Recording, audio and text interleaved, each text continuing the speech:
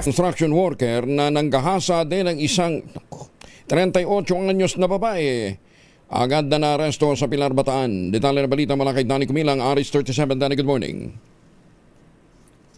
Arestado ang isang 25 anyos na construction worker na kinilalang si alias Erwid matapos umano nitong gasay ng isang 38 anyos na babae sa Barangay Alauli, Pilar, Bataan nitong Abril 14, 2026 bandang alas 5:47 ng umaga. Batay sa investigasyon, naglalakad ang biktima patungo sa kanyang pinagtatrabahuan nang mapansin niyang sinusundan siya ng sospek. Nilapitan siya nito at makarang tangkain ng biktima na tumakas, hinabol siya, sinaktan at kinaladkad patungo sa isang maliit na coffee shop kung saan siya sa pilitang ginahasa. Matapos ang insidente, nakatakas ang biktima at nakahingi ng tulong at agad na dinala sa ospital para sa medico-legal examination.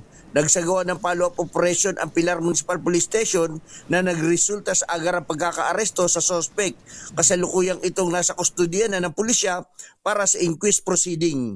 Danny Kumilang, RS37, DCRH, una sa Pilipinas, una sa Pilipino.